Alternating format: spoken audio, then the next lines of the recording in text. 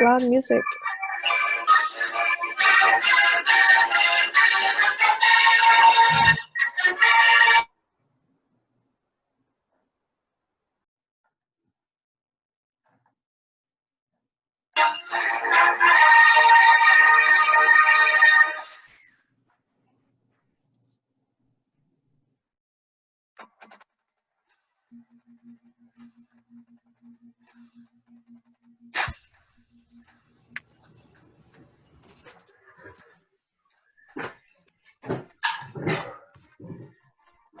Okay, I think we'll just go ahead and get started there. Thanks very much, and good morning, New Sooners. Okay, there is a tradition here at OU you may have heard of or just heard, and that is that when someone yells boomer, you yell Sooner in response. So we're going to take you all off mute for a moment. Let me wait till I hear that we've done that with everyone. Okay, for your first official boomer, Sooner! Right. Okay, live or virtual, that's still fun, and you're going to be yelling that a lot in the future, I guarantee it. Okay, we're going to put the mute back on for just a moment, and a hearty welcome to and transfer students to OU's College of Atmospheric and Geographic Sciences. Wait, I think I'm muted. Hold on. Am I good? Can you hear me? Everybody? Yes. Can hear me? Okay. We're just navigating Zoom land.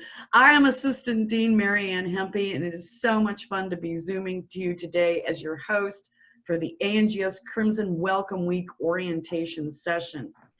The theme of our program today is finding what you need to succeed as an AGS major. Yeah, let's get back on there. Hold on just a second. We're getting there. Finding what you need to succeed as an AGS major. And we'll be showing you tools throughout our presentation today. I just want to reinforce right as you get here that OU is rich in resources. Pretty much if you need something, all you have to do is ask.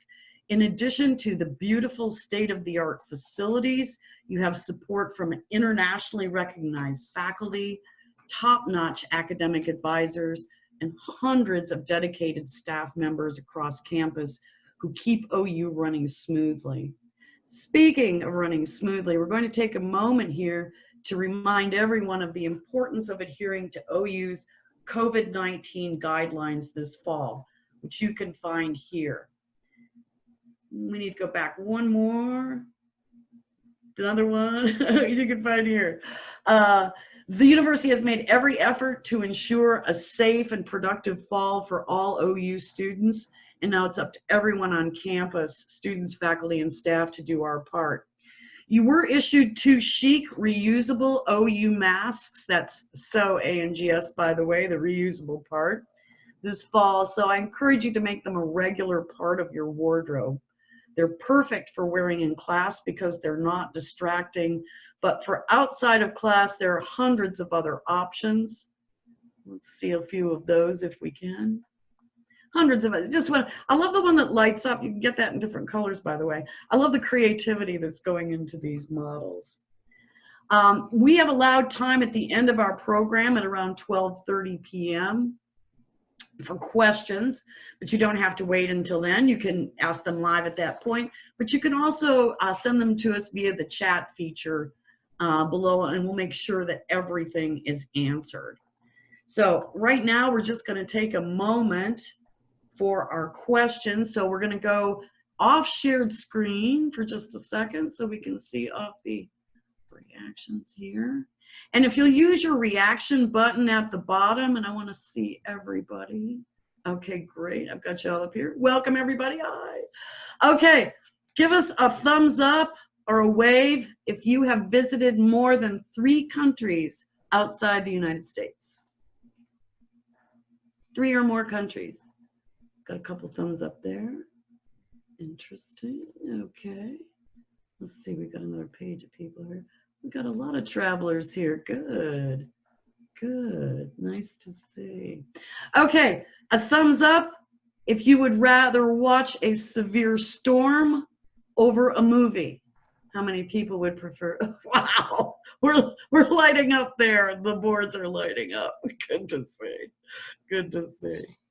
Okay. Thumbs up if you have seen a giant sequoia tree up close, actually touched one. How many people have seen a giant sequoia tree? A few, all righty. And let me get back over here. How many of you, let's see a thumbs up, how many of you are from Oklahoma? Some native Oklahomans here. Welcome. All right. And finally, how many of you are not from Oklahoma, either out of state or out of the country? Wow, good variety. Wonderful, wonderful.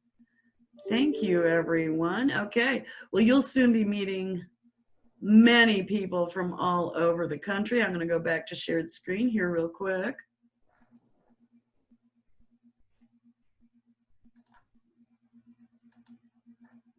And let's get it. Just a few little technical things here.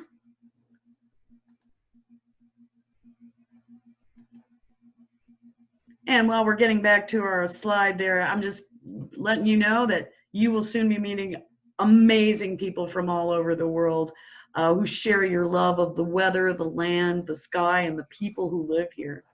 And a number of them are right now. Oh gosh, I'm sorry, Leanne. We're not quite to this one yet. Sorry. No, my fault, my fault. We're going to stop screen sharing here for a moment. See how exciting this is. We're going back and forth. A number of them are right here, right now. I'm very excited to welcome you to OU and tell you about the information. Right now, we're just going to have intros. So you'll be hearing from all of these great people later. So we're just going to get a hi and a welcome from, join me in welcoming Dr. Berrien Moore, Dean of the College of Atmospheric and Geographic Sciences. Dean Moore. You're on mute. Unmute. Number to unmute. Anyway, my welcome. We're going to be having a marvelous year. I look forward to working with every one of you, and we're going to be all in this together, and we're going to succeed together. Thank you, Dean Moore. Now introducing Dr. Petra Klein, Executive Associate Dean. Dr. Klein.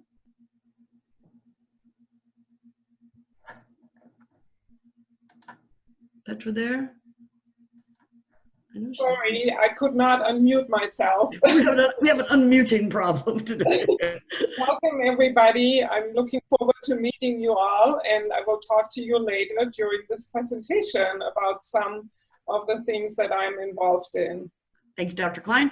And Dr. Scott Green, Chair of the Department of Geography and Environmental Sustainability. Dr. Green. Everybody, I'd just like to also welcome particularly the geographers and sustainability and geographic information scientists here. I really look forward to meeting you all in person, masked and unmasked in the future as well. Dr. Bruce Hoagland, DGES Associate Chair. Dr. Hoagland. Good morning, everybody. Again, welcome. And as Scott said, look forward to seeing you this fall. Thank you, Dr. Hoagland. Ms. Jamie Steele, the DGES Academic Advisor. Jamie. Hello, everyone. I am the Advisor for Environmental Sustainability, Geography, and GIS majors. I like to call myself, I am now your college mom. So if you need me, anything at all, you email me, call me, text me, and we'll get it all figured out. So glad you're all here. Thank you, Jamie. Dr. Jens Redeman, Director of the School of Meteorology. Dr. Redeman. Good morning, everybody. A pleasure to meet you all virtually. Looking forward to seeing you all in the Weather Center as soon as possible and as safe as possible. Thank you, Dr. Redeman. Dr. Eleanor Martin, Associate Director of Undergraduate Studies in the School of Meteorology. Dr. Martin.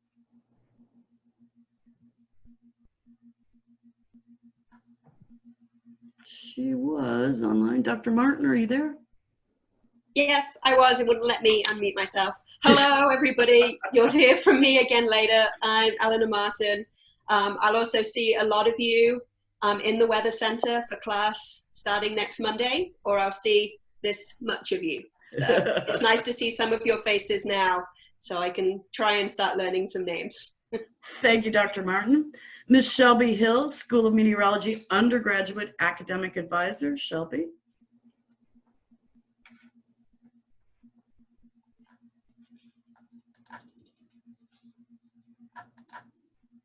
Hey there, can you hear me? Shelby's having a little audio. The host allowing studying is Shelby's having a little audio problem today, but hopefully we'll get that fixed. Sorry about that, Shelby. Miss Christine Reed, NWC librarian and archivist. Christine. Hello, everyone. Very nice to meet you virtually. I'm Ms. Caitlin Frost, Director of External Relations. Caitlin. Hi, everyone. In layman's terms, I'm the outreach coordinator here at the National Weather Center and for the college. If you guys are interested in being a tour guide for the National Weather Center, I'm the person you'd come to. So you can always let me know if you have any questions about that. So nice to see you guys. Thank you, Caitlin. And finally, Ms. Leslie Ilston, Director of Development and Alumni Relations. Leslie?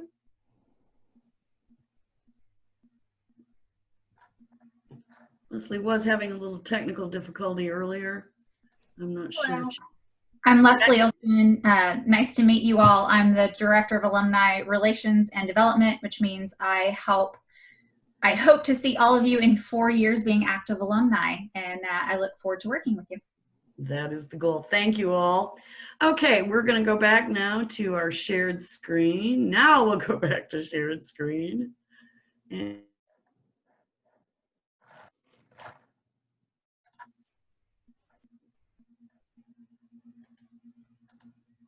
let's get back here. Oops. Now, a lot of clicking here. Let's get everyone. Okay, we're back. Now we're back to 2 success-related resources to keep in your virtual toolbox, which would be the college's website, ags.ou.edu, and also your Monday memo. The college's website was completely overhauled this summer. Christine Reed, whom you met a few seconds ago, has done excellent work on that. It contains excellent up-to-date information and resources for all things college related. Monday Memo is the college's weekly online newsletter, and you received your first edition this morning. It goes to your OU email every Monday throughout the regular semester, and it will always include a quick links corner feature at the top, which lists frequently used hyperlinks. Today's edition listed all the links that will be in this program today toward the bottom of it. We're going to put that on our website later, and there's also a handout with this information in the chat room right now, so you can download that. So you'll get your Monday memo every Monday, unless Monday falls on a holiday, then you'll get the rare Tuesday edition. And it's very important. It's our contact with you on everything college-related we can think of: seminars, workshops, internships, scholarships, awards, meetings, everything like that. It's fun scientific facts, and of course students can contribute to it as well. And now we're going to find out the tools to succeed in the Department of Geography and Environmental Sustainability. So I'm going to be turning the program over to DGES, that's abbreviated, Department Chair Dr. Scott Green. Dr. Green.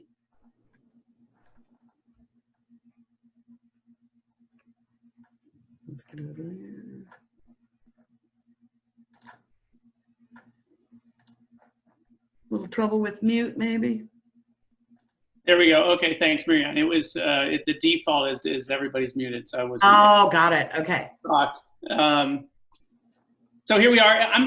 The tools in the department is really not going to be the focus of what I want to talk about. I will say the tools in the department are go ask Jamie. Jamie at OU, I have that slide later on. She's our go-to everything college mom and all around wonderful person.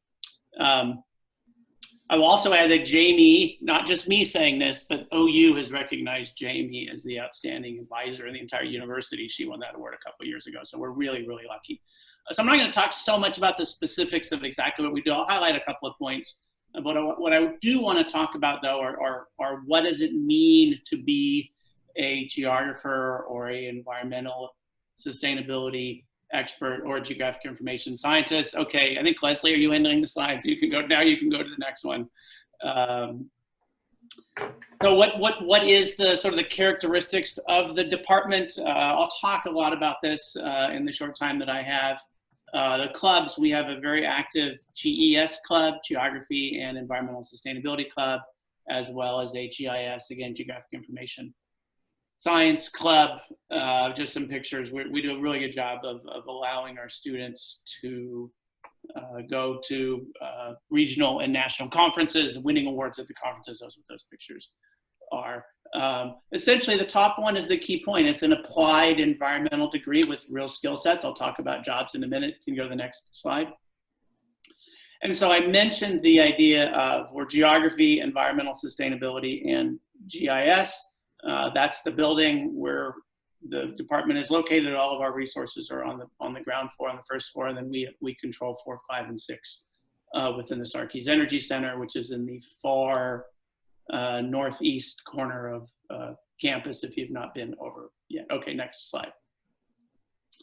All right, so 3, geography, environmental sustainability, GIS. If you're not familiar with what all of those are, even if you're an ES major, a GIS major, a geography major, maybe you don't know exactly what all that means.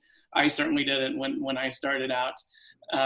Geographic knowledge is essentially a holistic combination of Earth and the environment. You can pick the things on there: hydrology, climatology. That's my background. Climatology, a big component under geography, biogeography, and we merge that with humans. So we can look at physical and social systems, geohumanities, climate adaptation. If you want a minor, that's a great minor.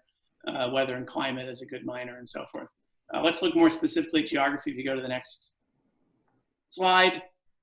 So we look at why things are where they are, how cultures have influenced the landscape and vice versa, how human relationships, class, environmental justice, social justice, all of those things, how they manifest themselves across the landscape, across place. It's a key component of geography. Next.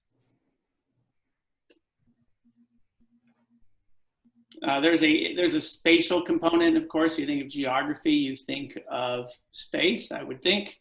Movement, we just hired or will have hired pretty soon a transportation modeler. We're really excited. That's one of the key aspects of geography, is to look at transportation and movement. Next slide. Please, next slide. And then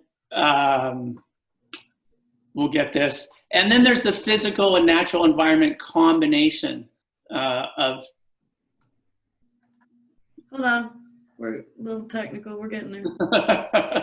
Of geography. So there we go. I mentioned climate change. That's a big component of what we do. Again, not looking at the building of atmospheric models, but rather how humans and the environment interact. I mentioned our minor. We have a climate adaptation minor. We also have minors in all sorts of other areas. I'll talk about the GIS minor in a minute. Okay, so that's geography. That's 1/3 of our majors. Go on to the next slide, please. Our biggest major is environmental sustainability, and environmental sustainability is essentially a way to think about maximizing profits, economic growth, while doing that in such a way as to minimize environmental degradation and also to do it in a way that maximizes social equity. And so if you think about companies like Walmart, for example, Walmart has an incredibly aggressive pro-environment policy. Why are they doing that? Because they figured out that if they're friendly to the environment, they can be friendly to their bottom line. And so we sort of say it's going green to get green. How do we actually maximize profits while minimizing or protecting the environment and doing it in a way that respects social equity? And so it's, you can see environment, economic equity, or you're going to hear this a lot in your classes, people, planet, profits. We want all of those in sustainability. Next slide.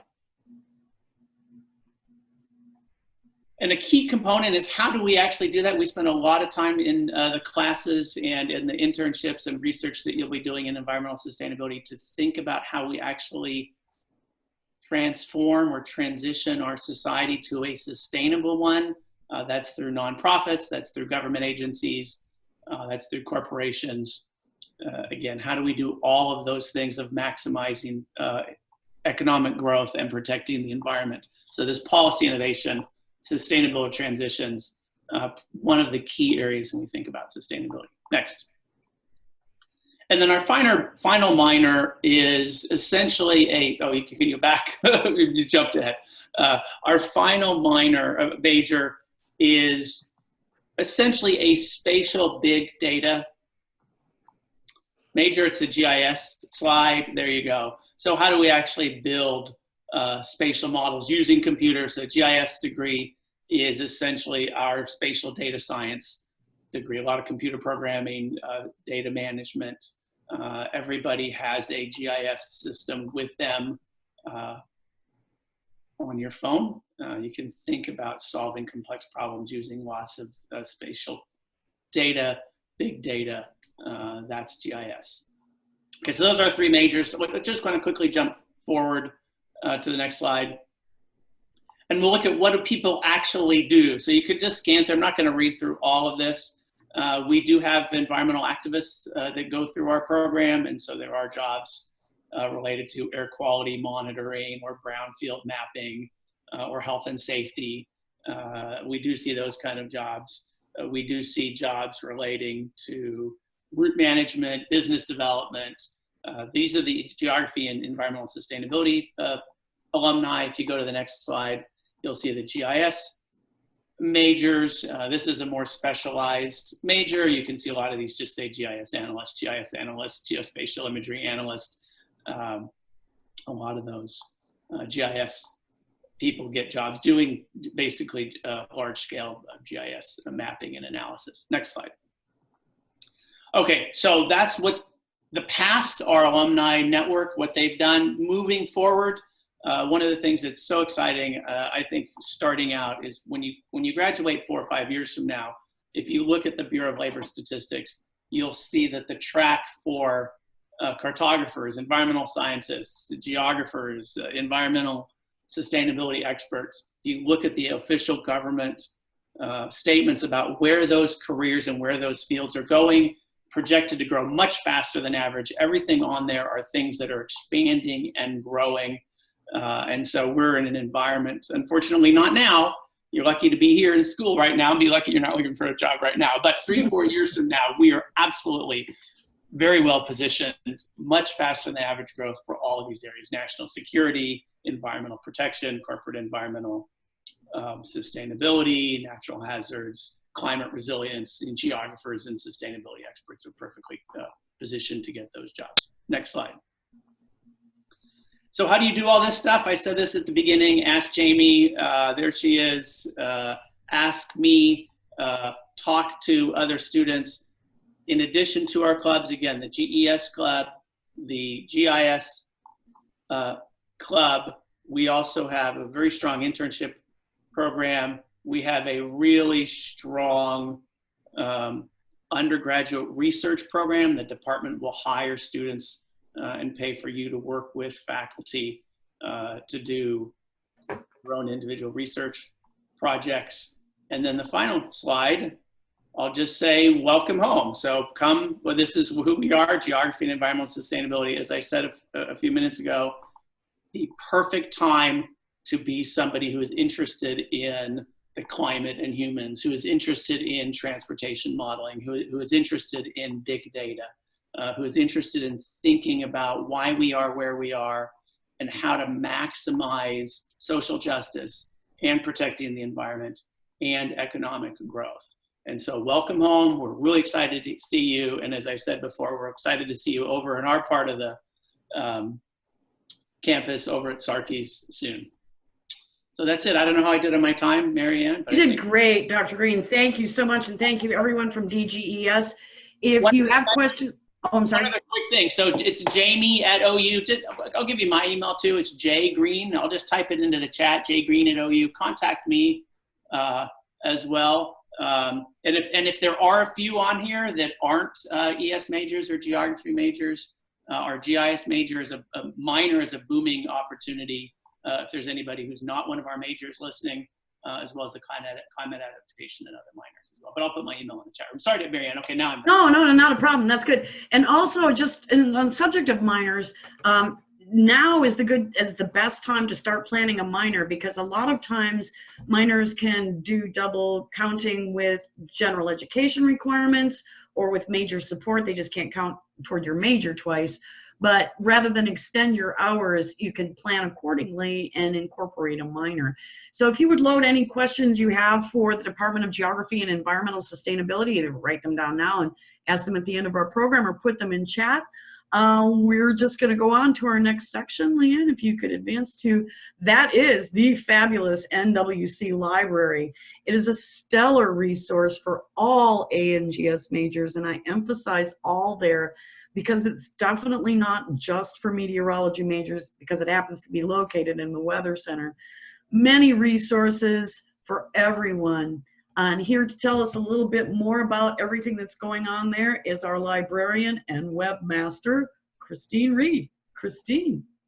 Hello again, everyone. I'll tell you a little bit about the library, and I will include my contact info in the chat too if you have any questions for me at the end. The NWC Library, which was first opened in 2006, is located on the north side of the 4th floor of the NWC. Our library is incredibly unique in that we are a joint OU-NOAA entity. In fact, both the library and myself are funded 50-50 by the college and by the federal NOAA entities in the NWC. There are over 7,000 items in the NWC Library's collection, and topics include meteorology, geography, GIS, environmental sustainability, math, physics, computer programming and languages, and grad school prep materials. And to this end, we also have course reserves that we keep on loan each semester. DGES items will be down in the Youngblood Library in the Sarkey's building that Scott showed you, or that Scott talked about and you saw the picture of. And then the meteorology books will be located in the NWC Library. And a quick note, due to the current COVID situation, the physical library is not open right now, but that does not mean that the books are not being able to be checked out or things like that. We're still here to help.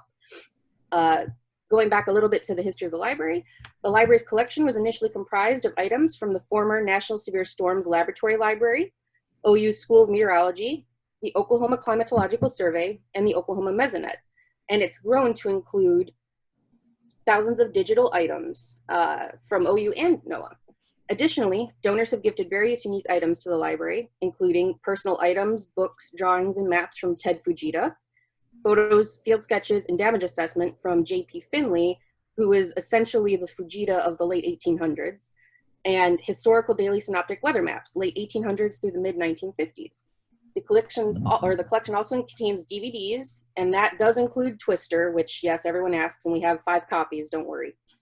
We also have other fun movies for checkout, but we've got a lot of great documentaries available, and they're just great to look at even visually if you just need something to kind of take your mind off things. We also have theses and dissertations, journals, government documents, and conference preprints, and we facilitate access to hundreds of thousands of electronic resources, including offering full access to OU libraries and NOAA libraries' digital collections. And then go ahead and switch the slide for me, please. Thank you, Leanne. Oh, We'll get there. It's okay. When the library operations are normal, which I kind of alluded to this before, we offer free food and drinks during finals, and we're open 24 hours, 7 days a week during that time. Now, unfortunately, we won't be able to do that this semester, but it will be coming back. And we also offer free printing, scanning, fax, and weekly therapy dog visits too, which again, these are all on hold for now, but it'll all be coming back. And that's it for me. Thank you, Christine. It is a wonderful space to study, do research. We're just very, very fortunate to have it. Okay, for the tools you'll need to succeed as a meteorology major, I turn the program over to Dr. Eleanor Martin, Director of the Undergraduate Studies Program in the School of Meteorology. Dr. Martin.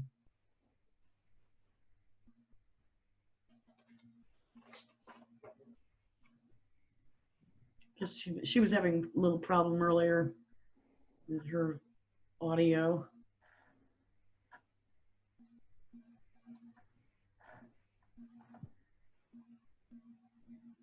Okay.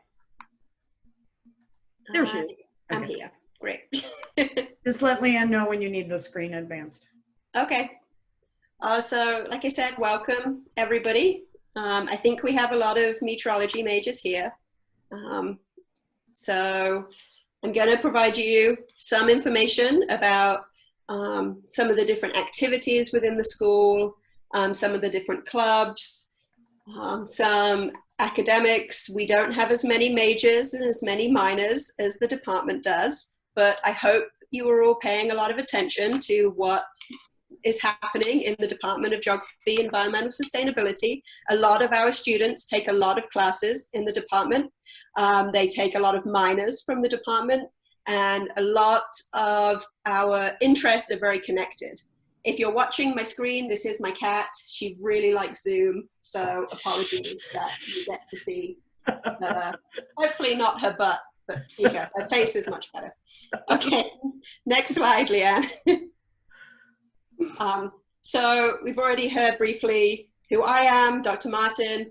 We've heard from Dr. Rediman, our director, and Shelby Hill, who is our undergrad coordinator. She is our guru of everything in the school. She is the person who you will spend a lot of time talking to, most likely, via email and hopefully back in person soon. Another important person that you should know is our IT support. We obviously have a lot of IT and computer related things happening in the school, so Sean Riley is the person that you should know. I've put our website on here 3 times because there is a lot of information on the website. Usually your questions can be answered on the website, so please get used to it. Explore it a lot. Things might not be where you expect them to be, but they will be there somewhere. So please get familiar with it. Okay, next slide. Okay, so we have our main major of meteorology. We also have 2 new programs, which are called 4+1s, where you can get a meteorology degree and a master's degree in 5 years. So one of those is it's the 4+1 with an MBA. So if you're interested in private sector meteorology, consulting, the business side of meteorology, Dr. Green mentioned Walmart. They care a lot about the weather and where they can ship things and how the weather might impact those things. So we have a program with the business school where you can get a BS in meteorology and an MBA in 5 years. We also have a program with computer science where you can get your meteorology degree and a master's degree in data science and analytics in 5 years. So if you're interested in computer science, that's a really good program to investigate. And you don't need to declare those programs until your junior year, but now is a good time to start thinking about them. We also have a minor in meteorology. Hopefully soon it will switch to be a certificate, but it essentially consists of the same courses. So if you do decide that meteorology isn't for you and you change majors, you can still get a meteorology minor. We also, I didn't list it on here, but we have a broadcast minor. It's technically run through the College of Journalism, but it's only available to meteorology students. So if you're interested in the broadcast side, you can get a minor in that too. Next slide, please. So you can't really see this degree check sheet very well, but you can access it through the OU General Catalog. Start getting familiar with this. This is going to be your best friend for making sure you know which classes you need to take when. Because for our degree, most of our classes, except your freshman classes, are only offered once per year. So if it's offered in the fall, it's only offered in the fall. So now is the time to start getting familiar with that and knowing when your classes are, because we don't have as much flexibility as some of the other programs. Because we may be the biggest undergrad program, but we're still not a very big program compared to some of the other majors on campus. Okay, next slide, please.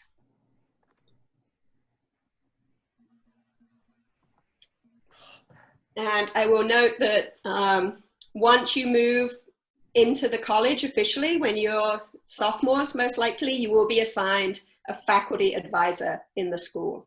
And they can help you with that degree check sheet and making sure you're getting all the classes you need and various other pieces of career advice. So we really strongly encourage all of our students to pursue some kind of internship or research experience. They can be locally within the National Weather Center or our partners. So with a faculty member, with the climate survey, the Mesonet, but we also encourage you to branch out and look at other things. If you're interested in broadcast meteorology, you can do internships at local TV stations, across the country. If you go back home for the summer, you can do an internship at home. You can do research with agencies like NASA and the National Center for Atmospheric Research. They all have research and internship programs, and we'll obviously provide you a lot more details closer to the time, as well as operational internships at NOAA, the National Weather Service. And you can get credit, academic credit, that counts towards your degree for doing internships, so keep that in mind.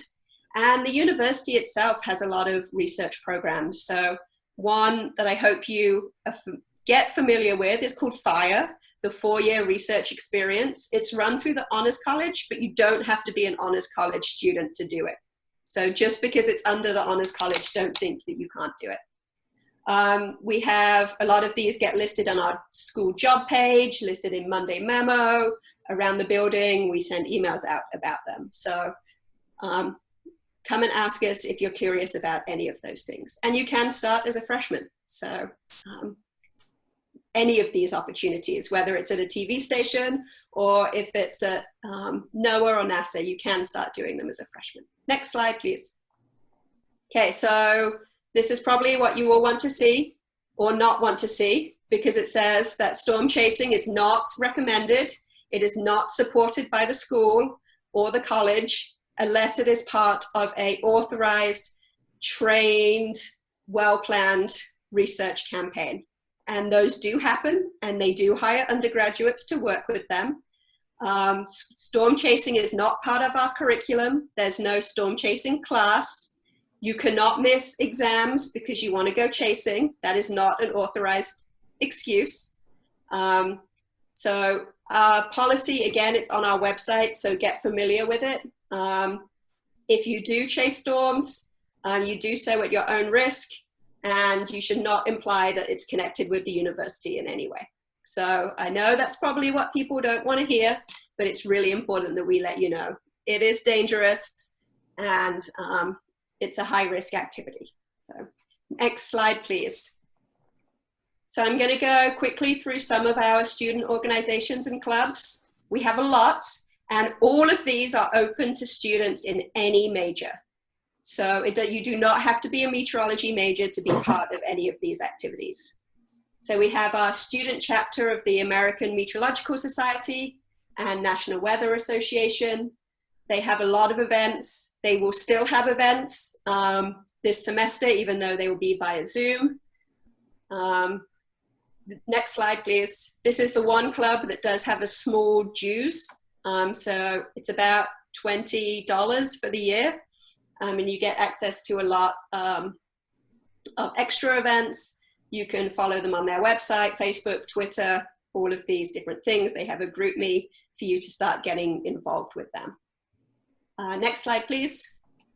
If you are interested in forecasting or think you might be interested in forecasting, the Oklahoma Weather Lab is a student-run forecast group.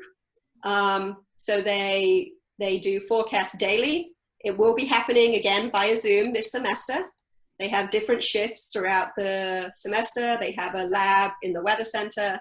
Next slide, please. They do forecasts for Norman, for Oklahoma. They do forecasts for Key West in Florida for a radio station down there. So you get to practice your forecasting skills as well as your communication skills for those forecasts. And again, this is open to anybody, no matter what major. So if you have a friend who's a English major but really likes weather, they can join this too. This is for anyone. Next slide, please. Again, they're on social media. Here's some of our faculty members getting pied in the face last year. They raised money, and we can even see our director there. He got pied in the face. So they organize fun activities too. Next slide, please. OU Nightly. Again, if you're interested in broadcast meteorology, this is the group to join. They do forecasts live, daily, from campus. So you don't have to be there every day to be part of this. Usually you just do 1 day a week. And you get to do the broadcast on TV as well as the weather briefing, preparing the forecast, preparing, learning all about the media process. Next slide, please. Again, Weather Challenge. If you like forecasting, this is a great thing to join. Any major is welcome to do this. You get to forecast throughout the semester and win prizes. They're very prestigious. Students are very happy when they get trophies. And you do get trophies in the Weather Challenge. Next slide, please. We also do have a new student mentoring program where we match new students, whether they're freshmen or transfer students, with upper level meteorology students who can help you to navigate through the program. There'll be more information coming out about this later that will direct specifically to you, but just know that these opportunities are available for you. And again, I wasn't keeping track of time, so hopefully I didn't take too long. No, you're doing, that was wonderful. I think that's the last slide. So again, save some questions. You can ask them to me later as well, and we'll get all of your questions answered either today or by the time classes start next Monday. So Caitlin, I think it's back to you.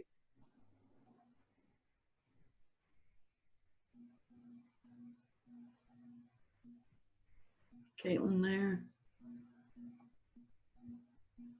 Okay, in the meantime, we're gonna stop sharing for a moment. Leanne, if you could take us off that, because we're gonna pull our poll up here in just a second. Caitlin, are you there? Yes, finally. Okay. Turning it over to you. Awesome. Thank you, Dr. Martin and everyone from the School of Meteorology. That was really awesome. I'm really glad we were able to do this. So really, really exciting information for all our students. So since we've been talking and doing some presentations for a while, we're going to mix it up. We're going to take a little brief break from the action for a fun little mini quiz section.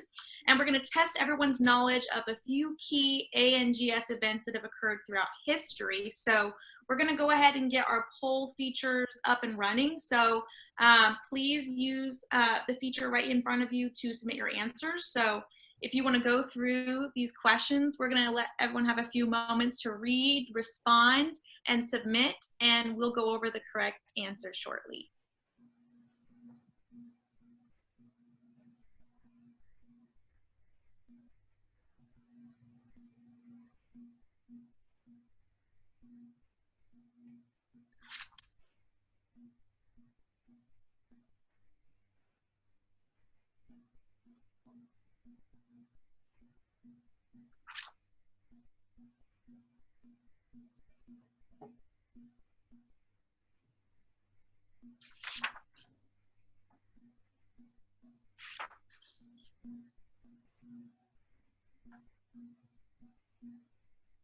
Okay, Leanne, have we gotten all our answers in? We still waiting on a few? Let's wait on a few because the numbers are still moving. Okay.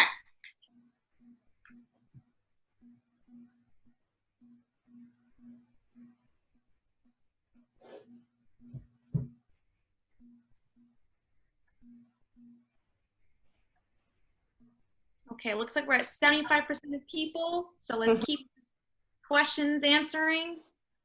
We're almost there.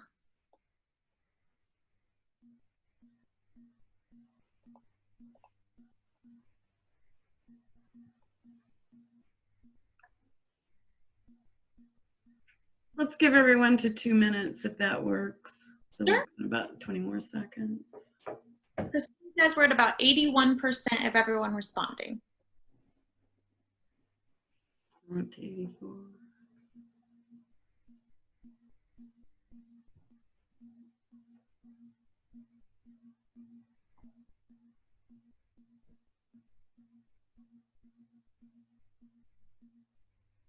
Okay, we can. Okay. Awesome. So we'll go ahead and review the questions and answers. So for question number 1, I think we have a slide for all of our questions. So if we want to go ahead and bring that up, we will begin the answers momentarily. Can we get out of poll? Should we get out? We can save polling though, right? I don't know. Can we share screen with polling, Leanne? Do we know? No, you'll need to do one or the other. So if you Okay, we'll keep polling up. Caitlin, that's okay. Just go ahead and read our answers and we'll go back to share screen from there. Okay, so I know we have some slides that have the questions on it, but I can just go ahead and read. So our first question that we began with was, on March 25th, 1948, the first tornado was correctly forecast by, and it gave you 3 choices. So I'm happy to say if you chose C, Ferrante and Teicher, you are, or I'm sorry, excuse me, if you said B, you are correct. So Air Force Major Ernest J. Fawbush and Captain Robert C. Miller correctly predicted the first tornado right here in Oklahoma from Tinker Air Force Base. So the School of Meteorology actually now offers annual scholarships in their names. And so fun fact, Flatt and Scruggs and Ferrante and Teicher were all musicians. So that's kind of fun. So question number 2 was, how many distinct ecological regions are there in Oklahoma? So if you said C, you are correct. Oklahoma has a rich and varied climate ranging from arid to subtropical. So our 10 distinct climate regions are second only to California's 13. Question number 3, what OU professor introduced the variational method of data assimilation, a cornerstone of modern day analysis and prediction in meteorology? So if you said B, you were correct. So while all 3 OU professors listed above are meteorological legends, it was Dr. Yoshi Sasaki who pioneered numerical prediction. Dr. Sasaki passed away in 2012 after a lifetime of teaching, research, and service to the weather community. His portrait actually hangs in the National Weather Center's Founders Foyer, which brings us to the National Weather Center rules and regulations that you need to know. So we're going to go ahead and get that slide brought up. There are definitely some challenges, especially with OU campus and our building. Since we do have that special NOAA government partnership, it definitely kind of creates some complex situations with who we can allow into the building. So we'll go ahead and go through this so that way everyone kind of has a better understanding of, so when can I come to the National Weather Center? How can I, how do I do this appropriately? So we'll get into that. Perfect, thank you. So OU campus, as everyone knows, opened on August 3rd, but the National Weather Center actually did not reopen to students until today, August 17th. Now, the National Weather Center is an OU building, but since it houses multiple federal agencies, we have to follow all of the federal security guidelines. And like I was mentioning, COVID-19 has added another layer to those guidelines. Next slide, please. So as an ANGS major, you will be allowed entry to the National Weather Center only if you have an office here in which you are working or studying, if you are attending a class, if you are attending to other authorized education or business purposes such as advising, counseling, or instruction. Those are the things that we need to watch out for and make sure you ask yourself before coming to the building. And you will notice that blue, beautiful National Weather Center lanyard. Like we were mentioning earlier, the Weather Center is open to all ANGS majors, so you can come and use the library or anything like that. And if you don't have a lanyard, we are always more than welcome to help you with that. You can come to our ANGS Dean's office to pick one up anytime. So to kind of further talk about the National Weather Center building and the security protocols going on, the first floor north entrance is going to be unlocked Monday through Friday. It's going to be unlocked at 7 a.m. and relock at 7 p.m. And entry outside any of those times or days are going to require card swipe access. So graduate and undergraduate students will have their card access disabled on evenings and weekends unless a formal exemption request is put into the faculty management, or excuse me, facility management by a National Weather Center or ANGS unit director. So information about all these guidelines was included in this week's Monday memo, so you should have gotten that this morning earlier. And everything is also listed on our website at ags.ou.edu. So if there's just too much information going on right now and you want to double check, you can always go there. And it's under the National Weather Center reopening documentation at the top of the page. So it's you can't miss it. It's super easy. So we can go ahead and start screen sharing to show our beautiful AGS website, to show that link at the top of the homepage. So that way everyone kind of knows what we're looking at. I'm sorry, we're having a little trouble with that. So we're just going to direct them there for right now. So sorry, anyway, but it is, as Caitlin mentioned, it's right at the top of the page. It's a big red button and you can submit your form there. I'm very sorry about that. No, it'll be a big red button at the very top of the page. It's called the COVID-19 screening tool. So just remember, if it has been more than 7 consecutive days in a row, which you've last visited the National Weather Center, which for all of you guys, you will have to fill this out since you haven't stepped foot in the building. You have to submit this form in order to obtain clearance before you're even given access to enter the building. So that's very, very important to remember. So we have our next slide talking about the security features in addition to OUs, which is up here. So during healthy times, all freshmen are allowed access to the National Weather Center, like I was mentioning, from 7 a.m. to 7 p.m., Monday through Friday. And all of the ANGS sophomores through seniors are permitted 24 access. So again, this is during healthy times. But during the fall 2020 semester, student access to the Weather Center will be restricted only to those attending class or picking up materials from the National Weather Center library or the counseling and business purposes like we stated. And then I think a lot of people know we do have our amazing Flying Cow Cafe as well, located on the first floor of the building, but unfortunately they will not be open to students this fall. Students must still display your Sooner ID at all times while in the building in a college-approved lanyard, just like this one. And again, if you have not received a lanyard, please contact the Dean's office. You can email us requesting one at ags@ou.edu. We can arrange to have it sent to you. We'll make sure to help you out in any way possible. I'll make sure to put our email in the chat too. It's hoped that with COVID-19 restrictions lifting going into the spring, crossing our fingers, everything will be eased and it'll allow ANGS majors to come in freely to the National Weather Center once again. So I know all of this will be temporary. Everything can go back to normal soon, but just for right now, we have to make sure we're taking precautions. We're being very careful. Again, this is a lot of information, so we'll make sure to put the website and our email into the description box for everything else. So we're going to go ahead and continue on and talk about the National Weather Center Multimedia Lab with Mary Ann. Thank you, Caitlin. And as Caitlin mentioned, this is a lot of information we're giving you right now. So take a moment. That's why we're pointing out our website. You know, go over it, jot notes. There'll be a lot of questions you might not have today, but you will in the future. I just want to point out, first of all, the NWC Multimedia Lab, another wonderful resource for your toolbox with computer access, printer poster access, which many of you will be using. This fall, you do need to email first for permission to access the lab so we know where you're coming. There are computer labs in Sarkees Energy Center for all DGES majors as well, and they are open all semester long. With that, poster printing usually comes with a research project, and many of you will be doing, all of you should be doing those research projects. You're very fortunate in that because even though we are the smallest college at OU people-wise, we are the largest college when it comes to research, and the number of opportunities you have is much more than any other college on campus. Here's just some of the options. These are entities within the Weather Center and also close to the research campus and in Sarkees who will offer jobs and research positions for students throughout the semester. So there's something for everyone here to get going on main campus. Research is in fact the backbone of our college.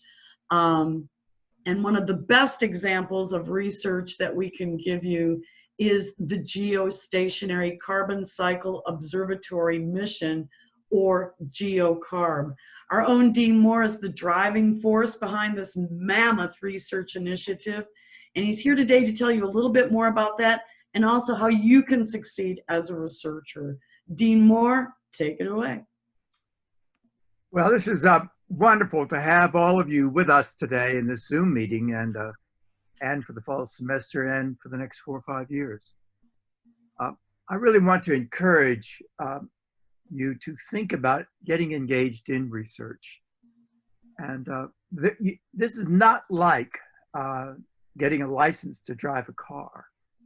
I think generally you have to be age 16 or 17 to get a license. You don't have to have a license to do research. It really is something that you should just recognize is going to be part of your life at OU. The other thing that I want you to recognize is that you may be hesitant to get engaged. You say, well, I'm just a freshman or a sophomore. I'm going to make mistakes. This isn't going to go well. Well, let me tell you about GeoCarb. I was at Princeton in January of 2010. I was just at the stage of beginning to think about coming to OU. And I had this idea about putting an instrument on a geostationary satellite, sits out from the Earth about 35,000 kilometers away, and it stares at like a weather satellite. And so I thought, well, we ought to take one of those instruments that were measuring CO2 in low Earth orbit, where we just sample a little bit of the atmosphere. Let's stick one of those instruments on a geostationary satellite and stare at the Americas. That was a great idea. I mean, I think this is going to be highly successful. And it turned out it was very successful because I got to come to OU. And after my first year, I submitted a proposal to NASA to do this mission. And about 4 or 5 months later, I got my first of 3 rejection slips. That this great idea just wasn't, it was half-baked. I hadn't really thought about all the issues. So I tried again, and I got another rejection slip. And I tried again. And in December of 2016, 6 years after my first submission, we got the award. And it's because during those 6 years, I began to think more carefully about it. I thought of all the issues that could come up. I recognized my mistakes. I mean, that's just part of research. In fact, take geography, for instance, or take, for instance, GIS.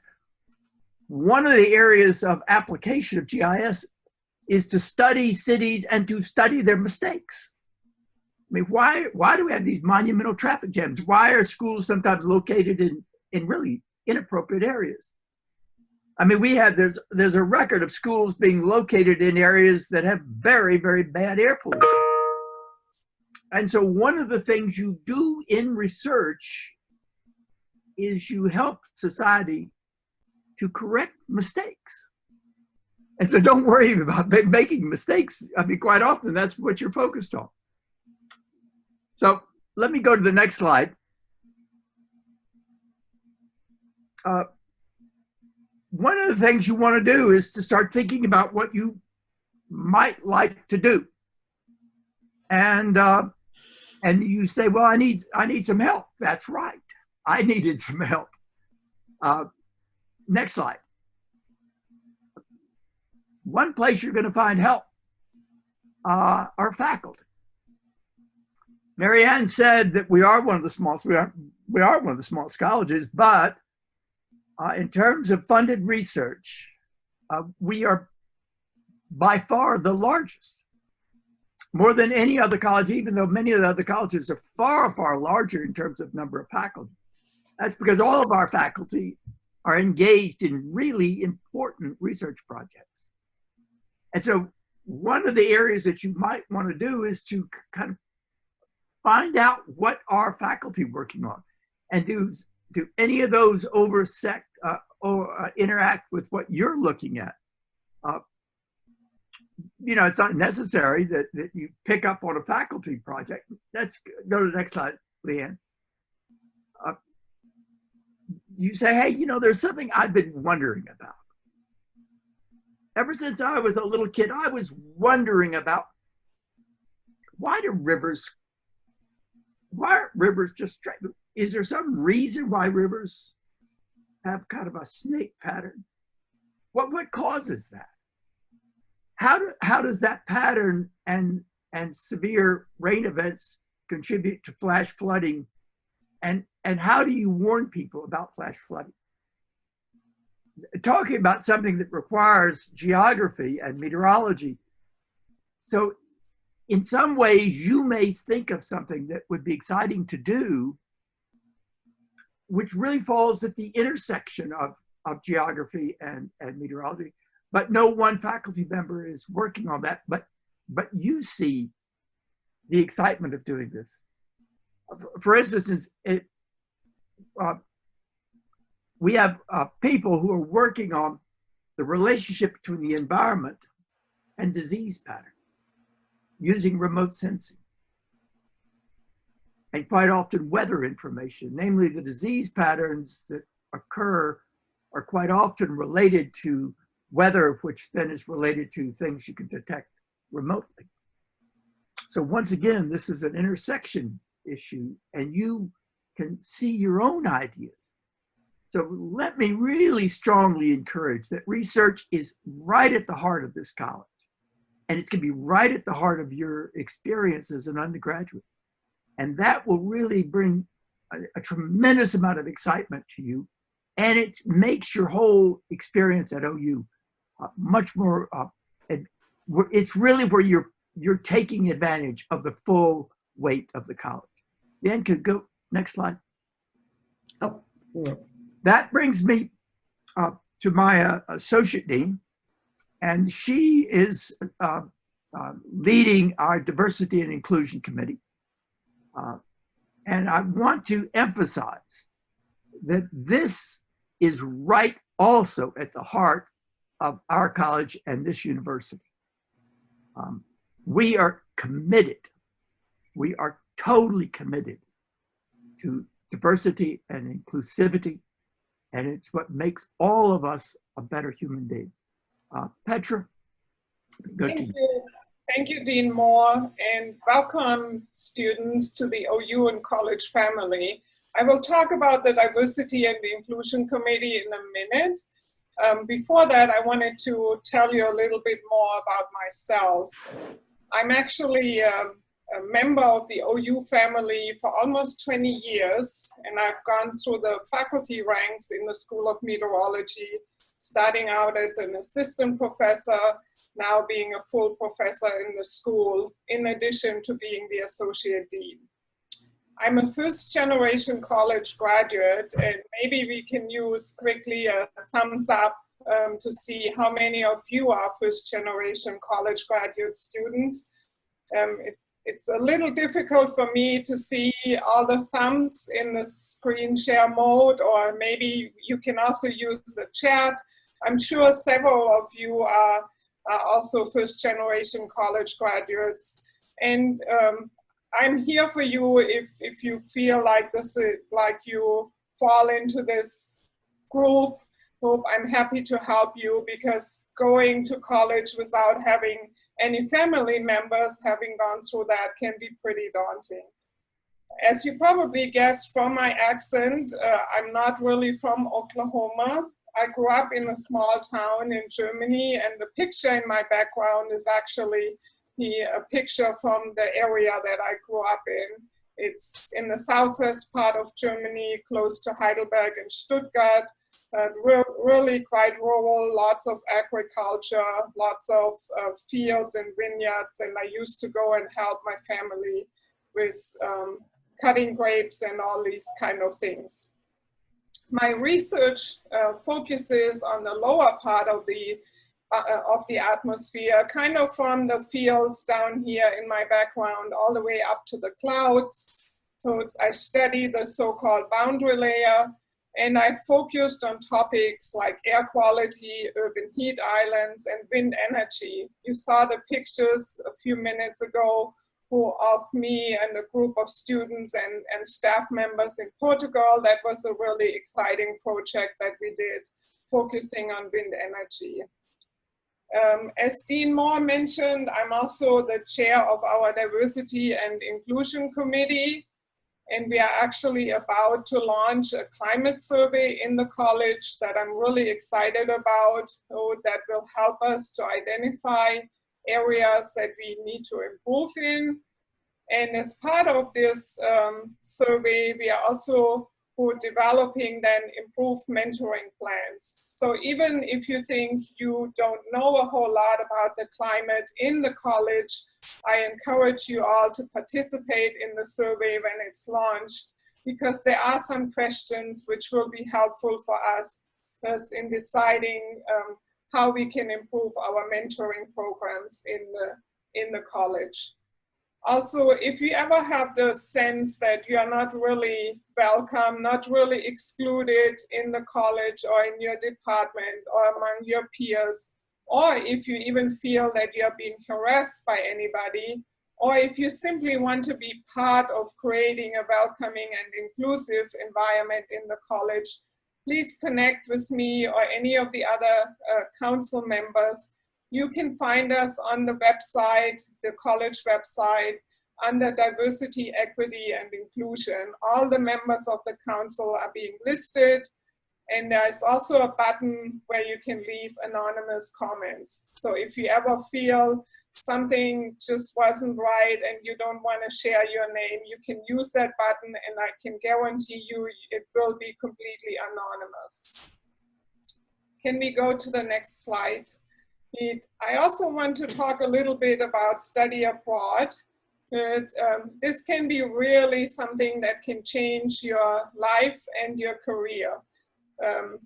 Dr. Martin is a great example for how this can be life-changing. Dr. Martin actually came to OU as an exchange student from the University of Reading, and she is now a faculty member in our school. We have in meteorology, we have 2 semester-long study abroad programs with the University of Reading. That's one program that's probably currently the most popular one. And we also have an agreement with the University of Hamburg in Germany. In addition to that, all OU majors can study abroad in over 100 cities and in more than 50 countries, choosing from a variety of different programs that are coordinated by OU's Education Abroad Office in the David Bowen College of International Studies. Some of these programs are faculty-led programs in the summer, which are not as daunting as traveling all by yourself for an entire semester to a different country. And we have several faculty members from the college who have led these programs. Dr. Green earlier showed some pictures where a group of students were in Italy, which were led by Dr. Hoagland. We have a number of scholarships which make it easier for you to participate in those study abroad programs. We have the John T. Snow Study Abroad Scholarship, which offers $1,500, and the South Central Climate Adaptation Center, they have scholarships up to $5,000. And then the school also offers support to the students who participate in the study abroad programs to Reading and Hamburg. Of course, traveling right now is not as easy as it used to be, but we are all optimistic that those programs will become available, and it's good for you to start planning about study abroad. You have time typically until your junior year, but with everything, the earlier you plan, the easier it's going to be. Also related to travel is considering participating in a professional meeting, such as the meetings that are offered by our professional societies, like the American Meteorological Society, the American Geophysical Union, and the American Association of Geographers. All of these professional organizations have annual meetings, which are great opportunities for you to network, to show your research, to connect with your peers, to figure out what you might want to do next. Maybe you want to go to grad school. Well, you might find employers there looking for future employees and so forth. So those are really wonderful opportunities. I really encourage you to consider participating in those programs. And we do have travel funds in the college. We typically offer 10 travel awards each year in the value of $500 per student to either go to a professional meeting or to have travel that is otherwise related to your studies. Like if you wanted to go and visit another university, you need to collaborate with somebody at another university. This would also be a qualifying reason for applying for one of those scholarships. And with this, again, we are all excited about having you in the college. Feel free to reach out. I will leave my email. I'm there for you as a resource. I serve as an advisor in the School of Meteorology. I've been around for quite a while and can help you navigate the system. And I'm looking forward to seeing you all in person at some point. And for now, it was great to see you on Zoom, and I hand it back to Dean Hempy. Thank you very much, Dr. Klein. Yes, I encourage you to study abroad if at all possible. I always tell students, you know, I can't take 4 months off at this point in my life to go. While you can, as a student, if at all possible, I encourage you to go. Our last presentation today is from Ms. Leslie Ilston, our Director of Alumni Relations. And before I introduce or let her speak, she's going to talk to you about some financial resources. I just want to real quickly say, keep in mind that if you don't accrue a debt, you won't have to pay it back. And by that, I mean, take advantage of the checkbook text out that Christine Reed mentioned. You can save thousands over the course of your college career. And you can also check out textbooks in Bazell Library for general education courses. If you don't buy Starbucks every single day, you could probably, and make your own coffee at home, you can save thousands as well there. So start thinking about ways that you can cut costs before you accrue them. And with that, I'm going to pass it over to Leslie for our final note today to talk to you about some options for more scholarships or funding. Leslie. Hello, everyone. Again, you know, I'm talking about money and finances. It's not always the thing that everybody wants to talk about, but it's very important. The cost of attending college can be really overwhelming, but there are many resources available to help you keep those costs low. Some of this information may have already been covered in your university college session this morning, but when it comes to finances, it doesn't hurt to hear a few tips again. So contact links for all these resources and more are included in your ANGS Quick Links Corner handout, which was in the chat room. So the first is Money Coach. All OU students have access to a professional financial advice from an OU Money Coach. They will help you build lifelong money management skills and lead you through the process of paying for college.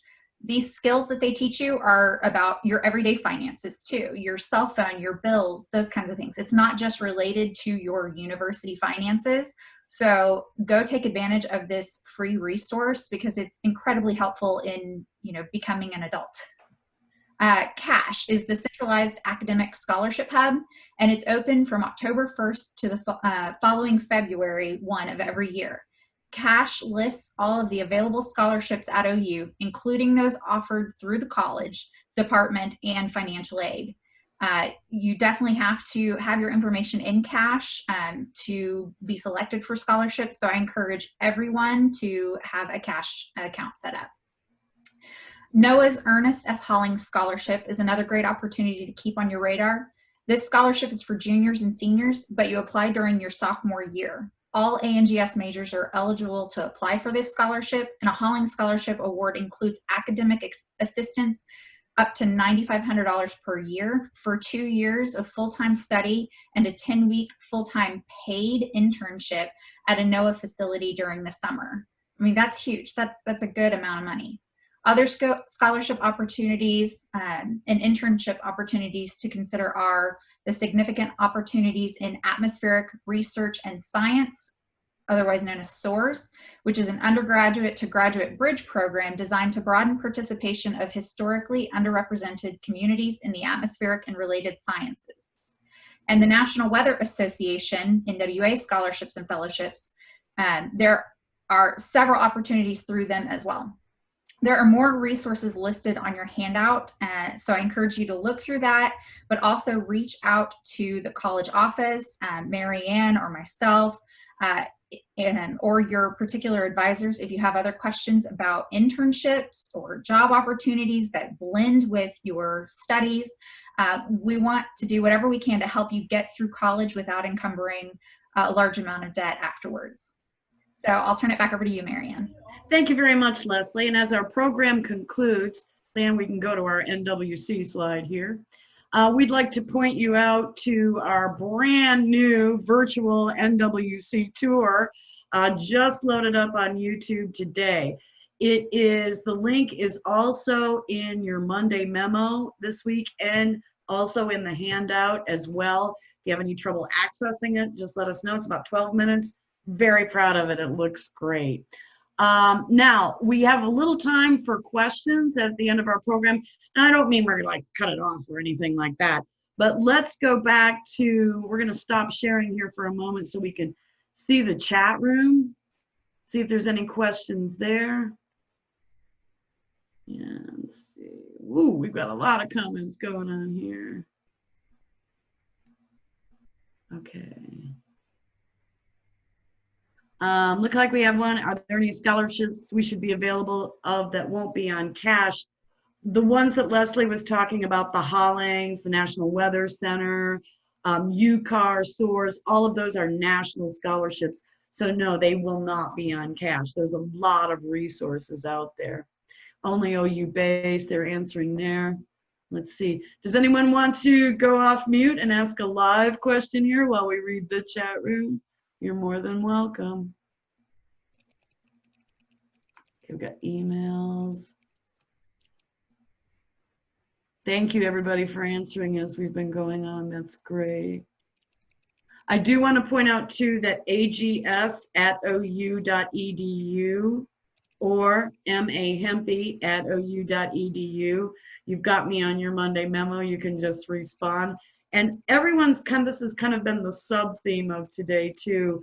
I know it can be kind of daunting, you know, we never met a professor before, but that's what we're here for, is to assist you. One of the most common comments I get is, oh, I'm sorry to bother you. No, no, no. You are never, ever bothering me. This is my job, and I'm really happy to do it. So I want all of you to feel open to ask questions whenever you need to. Better to ask a question at the beginning of something than to wait until it's in the middle of the project so you can get an answer.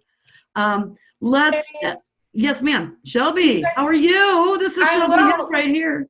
Can y'all hear me now? Mm-hmm. I can. Okay, we had some snafus earlier with my my mic here. I just wanted to hop in since I wasn't able to earlier and let all majors know that absolutely when people here on this chat say that they want to help you, say that they want to talk to you, that's absolutely true. I have a sister that's in your position that's an incoming student to OU. I was there myself a little more than 10 years ago now, and it can sound like people are just saying that because it's their job. I want you to know that everybody on this call I know personally, and they actually really enjoy talking to students. And that's true not just of the folks who are employed by the college, but of the upperclassmen and the graduate students in all of these programs. So something that happened very recently is I had an influx of scientists who work locally and graduate students saying, how can I get involved? How can I have, you know, a freshman or a young student that wants to be mentored, that wants help on how to get going? Please know these folks are begging to spend time with you, to get to know you, and to help out. So if you're interested at all, come to these events, send us emails.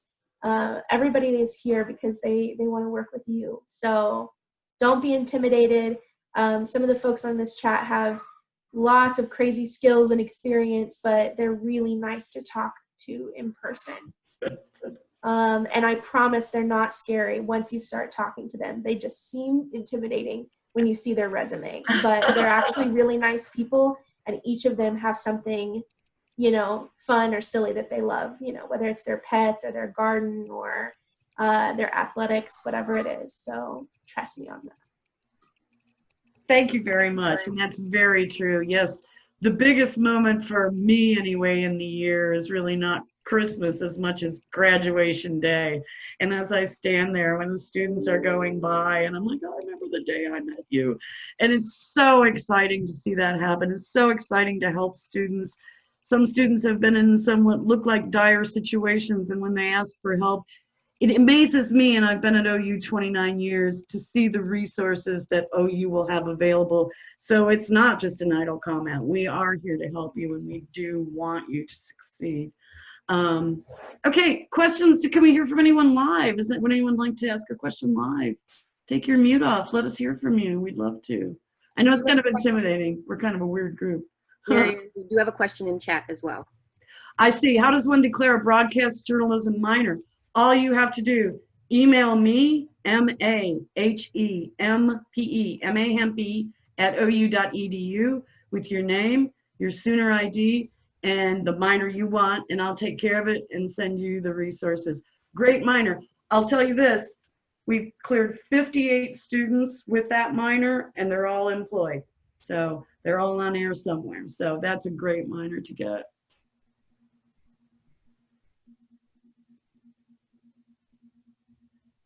Tour guide too, Caitlin mentioned that as well. That's a great, if you'd like to get in on that, email Caitlin about the training for that, because once tours start again, obviously, and as someone else mentioned too, I think it was in geography, we know this is a temporary thing. So we are hoping that by spring, we'll be able to have much more access to everywhere. But for right now, we're taking it seriously. Do we have any other comments from our presenters today?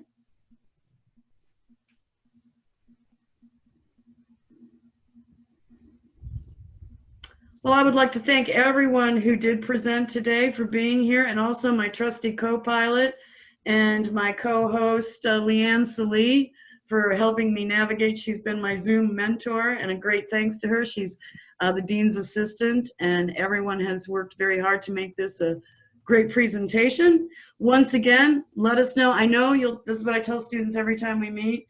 Take this information home. Let it sit for a while. Jot things down. Let us know with emails, and we're happy to answer any questions. Let me just say that we're really looking forward to a great year. We are. It's going to be unique and wonderful. It's going to be a marvelous year, and we will look back in 4 years at graduation, where we will celebrate this year and the years to come together. We will. And thank you very much. And on that note, I encourage you all to keep a journal. It doesn't have to be pages and pages, maybe a sentence a day, but I think it'll be very interesting to compare your first semester at OU, which was in this really unusual time, to your last semester at OU. And so you can see how things have changed and where you've come from there too. So very excited for this new year. Thank you, everyone. If we One don't more have any question. One more question in chat. Okay, let me get Sheridan Vargas asks, where can I learn more about severe weather research? Well, you can start on our website if you go under, Christine, if you'll direct me. I can't get there right now, I'm sorry. Well, maybe I can. under resources, right? Is our research? Go to ags.ou.edu. Let's see if I can get there. Hold on.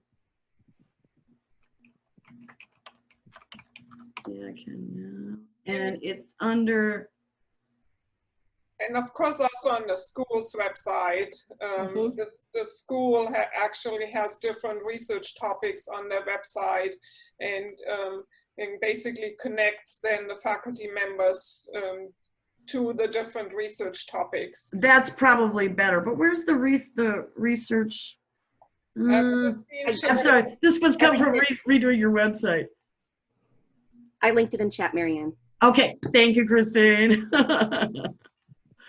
Yes, we have all of the research units have their own websites, so you can click on any of those to see. That'll get you started. There's a couple videos there to get you going. We did talk a bit about convergent research, which is blending one area with another, like maybe you want to test the efficiency of severe storm warnings, so you might want to pair up with someone in communication or meteorology. So there's an unending amount of research that you can do in topics.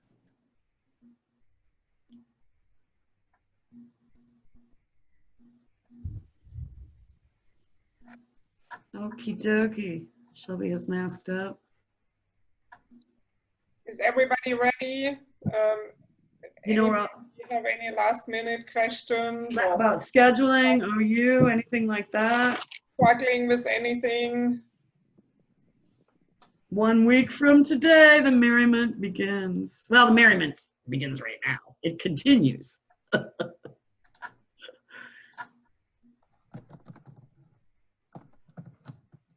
All right.